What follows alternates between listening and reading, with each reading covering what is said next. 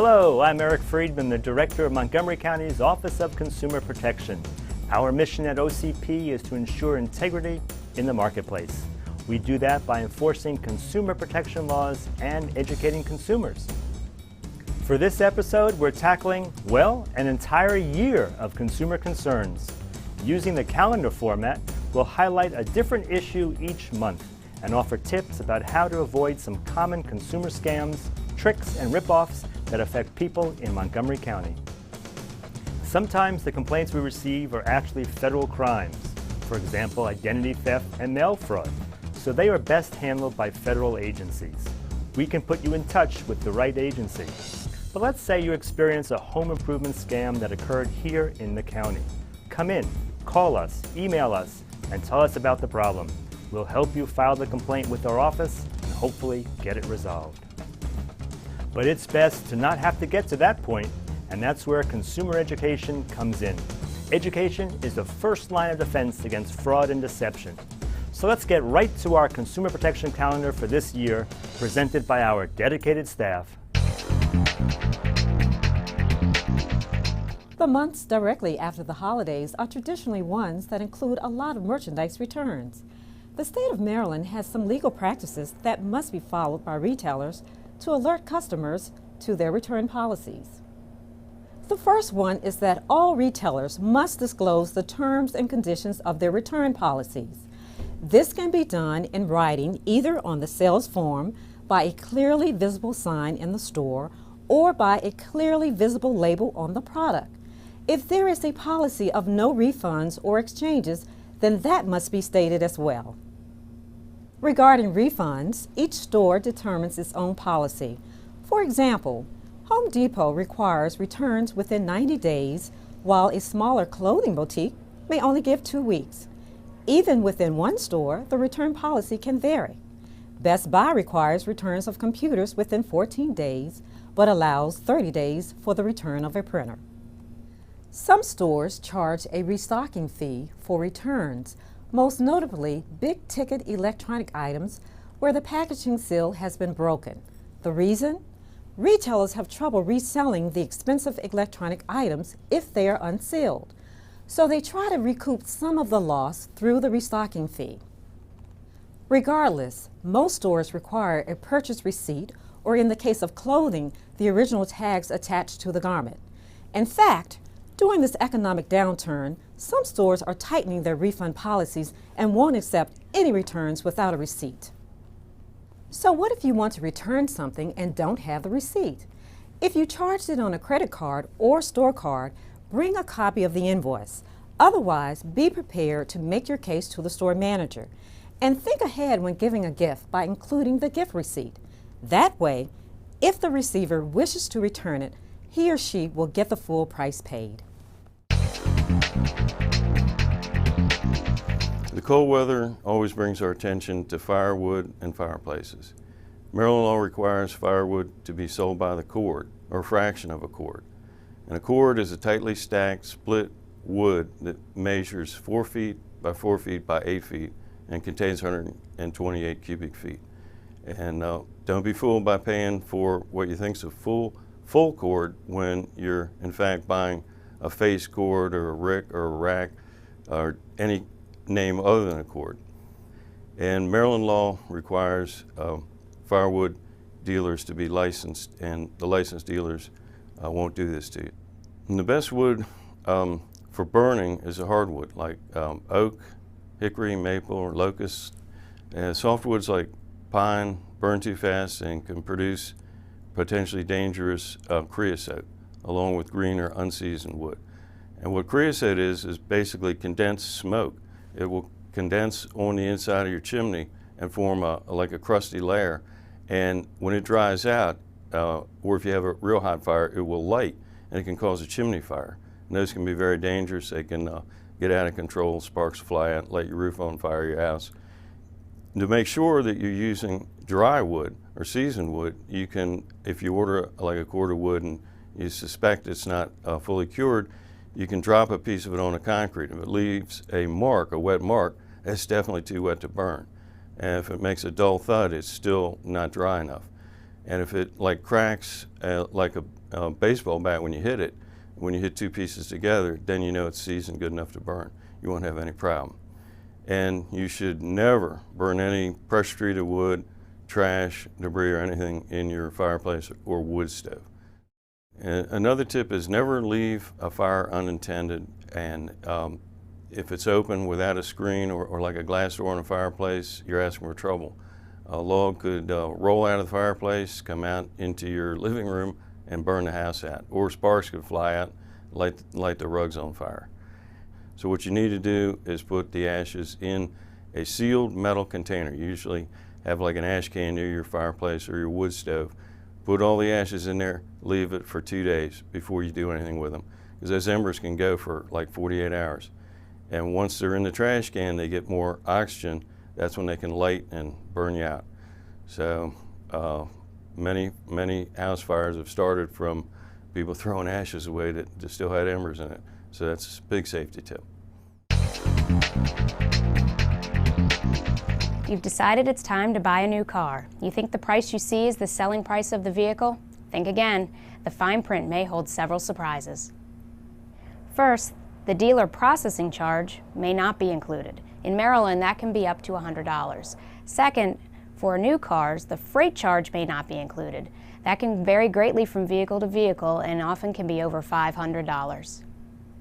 Third, rebates and incentives may or may not be deducted. There may be language in the fine print that states, includes all factory rebates and incentives. This means that the rebates have already been deducted, but does not tell you what the rebates are or how much they are. If the car advertisement does not specify the rebates, you can't tell whether the dealer is giving you a good price or not. In addition, you may not even be entitled to all of the rebates and incentives that are included. That's because there are two kinds of rebates: general availability, which are available to all, and limited availability, which only are available to certain purchasers.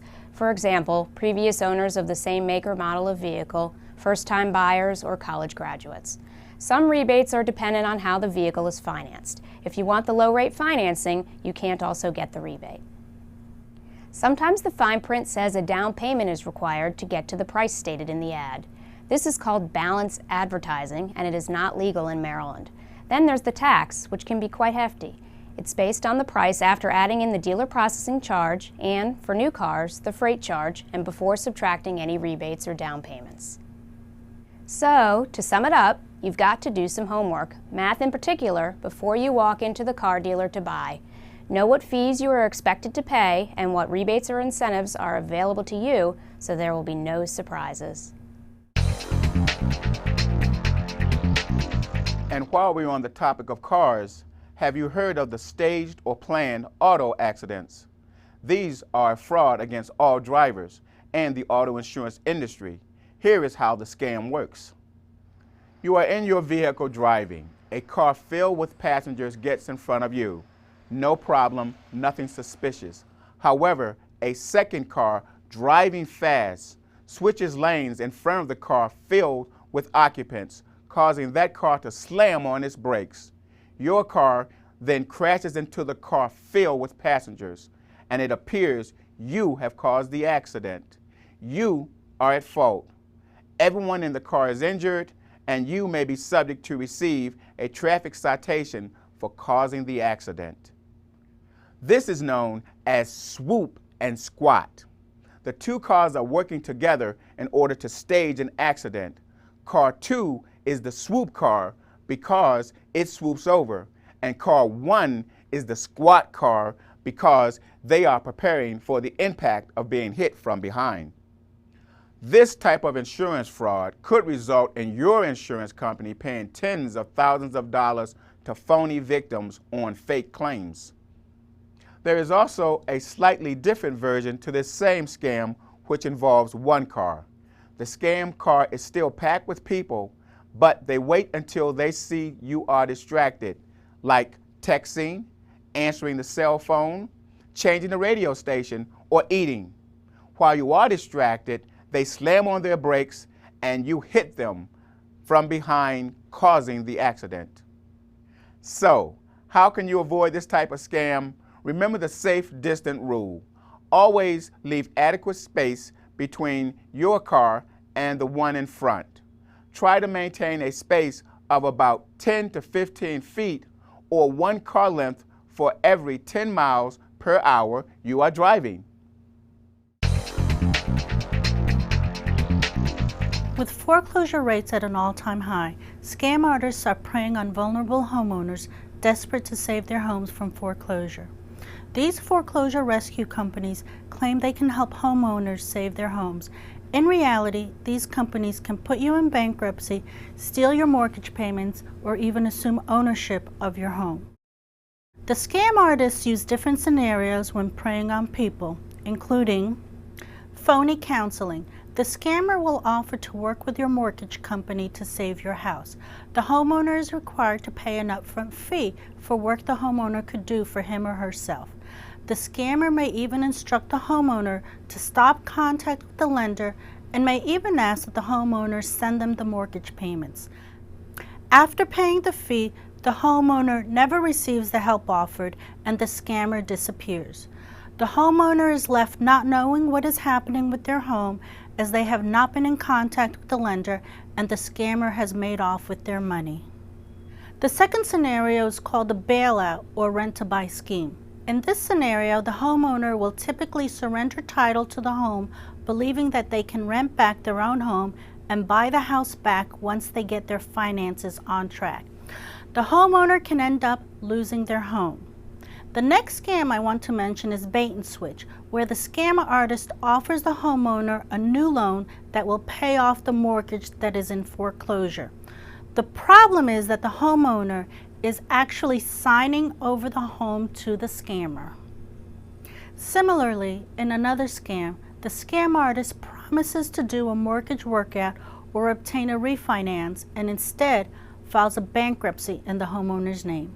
A bankruptcy will stop the foreclosure in most instances, but it only offers temporary relief. Once the bankruptcy is filed, it is a complex process that can easily result in the foreclosure going forward.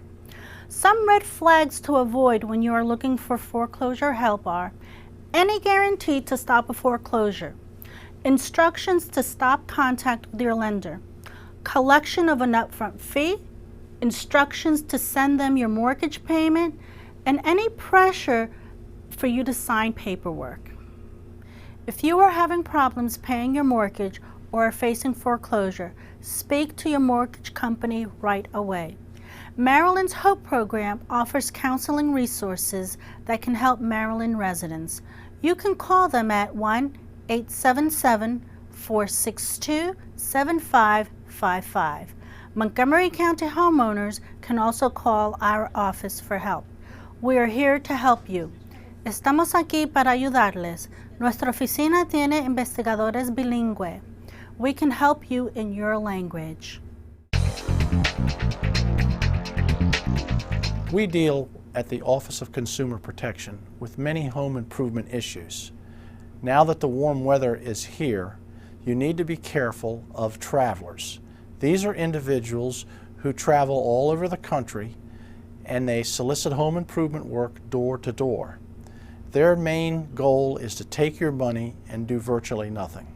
An example is somebody in the neighborhood with extra asphalt or sealant willing to work on your driveway. Travelers are always unlicensed. Their workmanship and goods are below average, subpar, inferior, essentially worthless.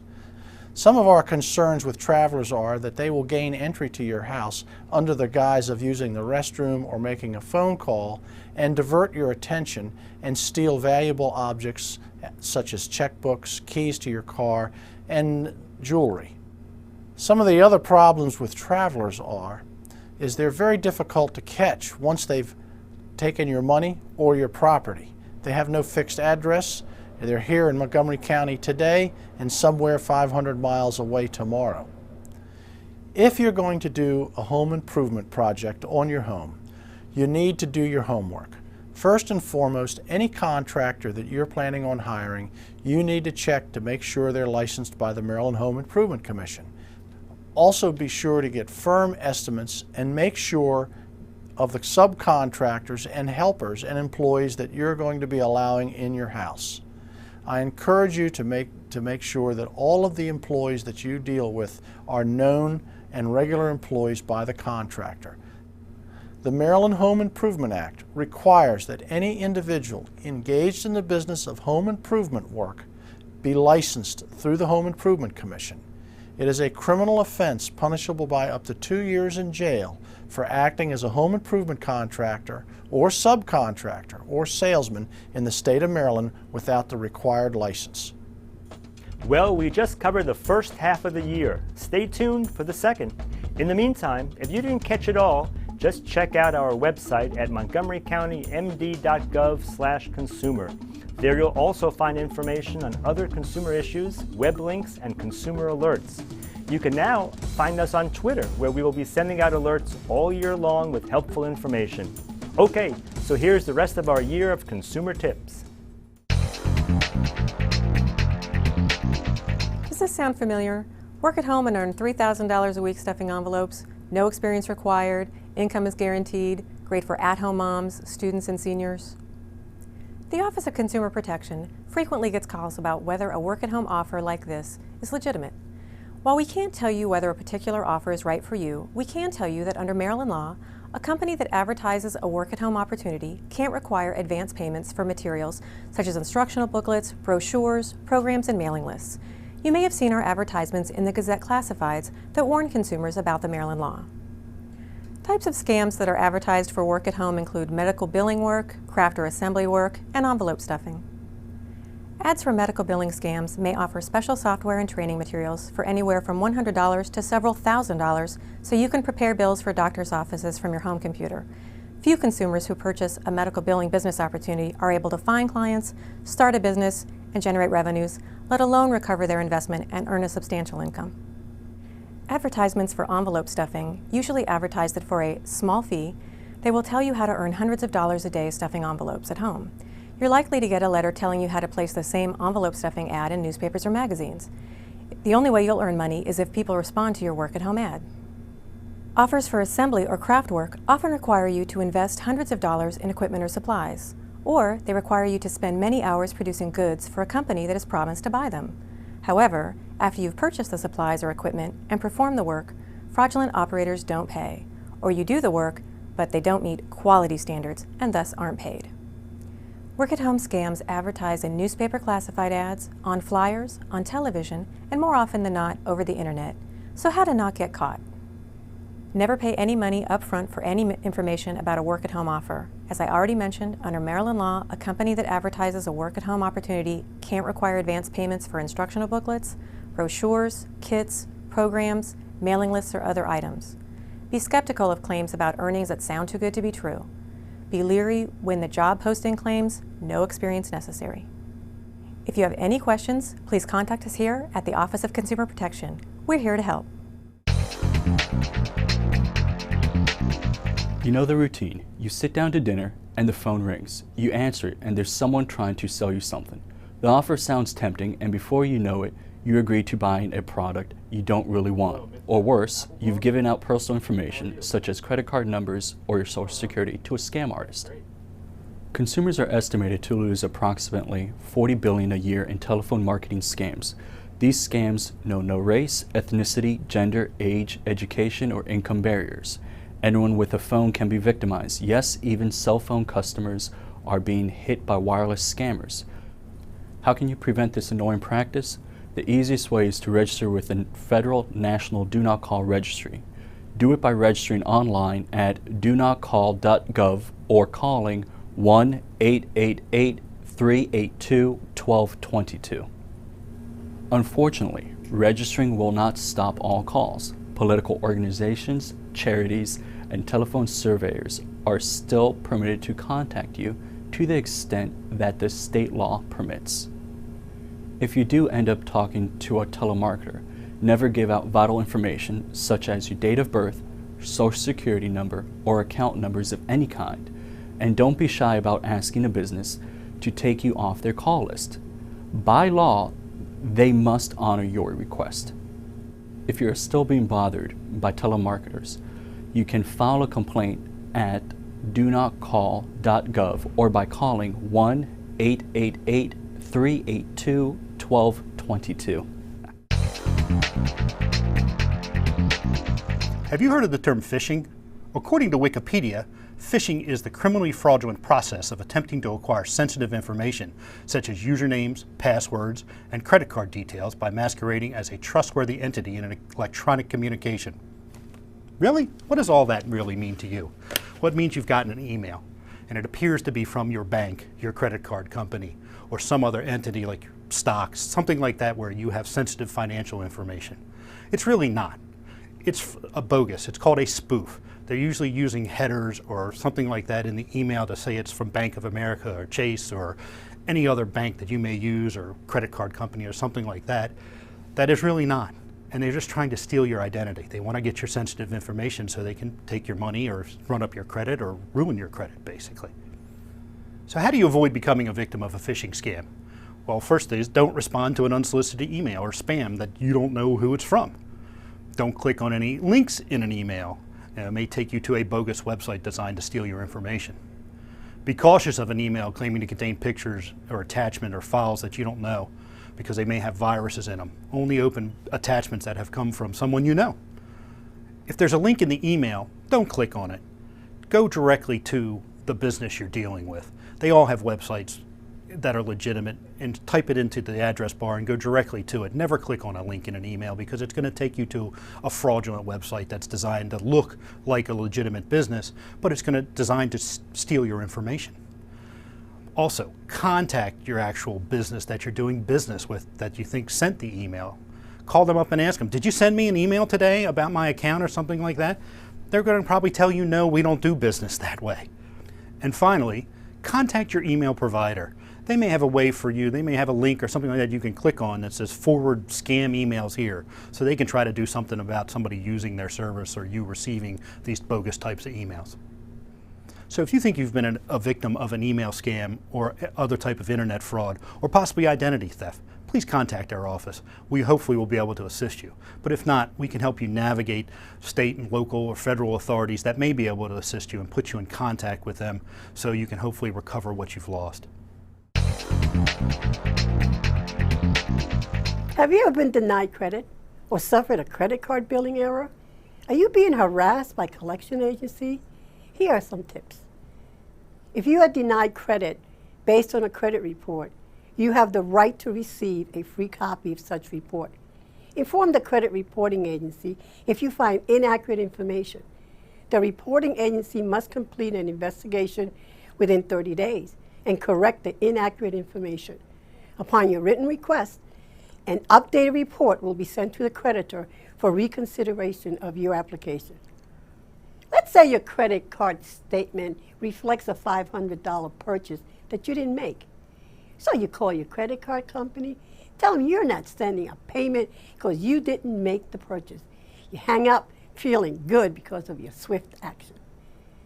Next month you receive your statement, and not only is the $500 charge on your account, you now have late fee and interest. Now you're really angry. Call them again. Nothing changes. Calling the credit card company is not the way to resolve a billing error. Such problems are resolved by invoking the protections provided by the Fair Credit Billing Act. In order to invoke such rights, the consumer must send a letter to the creditor within 60 days. Within 30 days, the creditor will acknowledge receipt of the inquiry, and within 2 additional billing cycles, either verify the accuracy of the charge or delete from the consumer's account. Here's how to handle a call from a collection agency. Stay calm and listen. After listening, tell the caller you believe you've been contacted by mistake or you don't owe the debt. Or if you do owe the debt, let them know you can't repay it immediately. If you don't want to be contacted again, tell the collector in writing to stop contacting you. The collector is obligated under the law to stop all collection efforts. Remember, though sending such a letter does not mean you are not rid of the debt. It will just stop the contact. If you're facing financial problems, consider enrolling in a credit counseling program. Before doing so, verify the program is licensed to offer the counseling service. Most of us are familiar with an old tactic known as bait and switch. This occurs when you see an advertisement for a product at a retail store and are enticed to go and purchase it. When you get there, coincidentally, they have just run out of the advertised item but have a different one that is just a bit more expensive.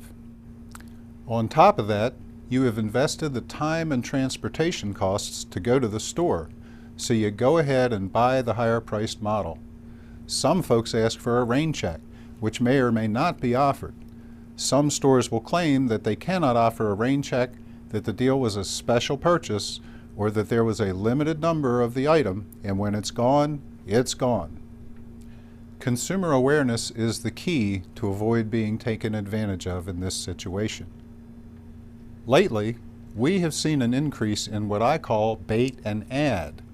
This will generally involve a service offered at an attractive rate, such as cleaning your heat and air conditioning ductwork. You respond to the advertisement, and when the service folks get there, they determine that you need multiple additional services. Most often, these added items can cost you several hundred to $2,000 or $3,000. Unfortunately, older citizens are most often the target of this bait and add tactic. Be very careful when you are asked to purchase additional services. Ask for evidence that the work is needed. Check their prices against the competition. Make a few phone calls. The money you save by not accepting the first suggestion may surprise you. There are two types of gift cards: retail cards, which are good only at a particular business or chain, and bank or general purpose gift cards, which carry the logo of American Express, Discover, MasterCard, or Visa, and are accepted wherever those brands of cards are. Retail gift cards are sold for the amount placed on the card, and if sold in Maryland, may not deduct a fee or expire until the card is 4 years old.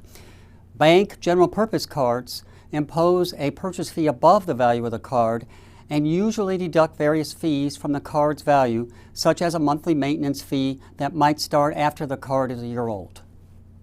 Our advice for givers: if you want to give someone a gift card and know they are fond of a particular store or restaurant, a retail gift card is the way to go. Just check to be sure the company isn't on shaky financial ground. If the merchant closes, the cards may become valueless. Just ask those holding Circuit City gift cards. If you want to give the convenience of a bank general purpose gift card, consider the American Express gift card, which in 2009 eliminated the monthly fee that its competitors still impose. Hopefully others will follow. Make sure you give the recipient all the paperwork with the card, including the receipt. Advice for recipients: set up a gift card file where you keep the paperwork and write down key information from the card. Then spend the cards quickly. Consumers have lost billions of dollars by not using gift cards. Make sure you don't add to that statistic. Well, that's it for this episode of Consumer Compass. Again, the Consumer Calendar is available online on our webpage, montgomerycountymd.gov/consumer. And don't forget to follow us on Twitter, where we'll be sending out consumer alerts. I'm Eric Friedman. Thanks for watching.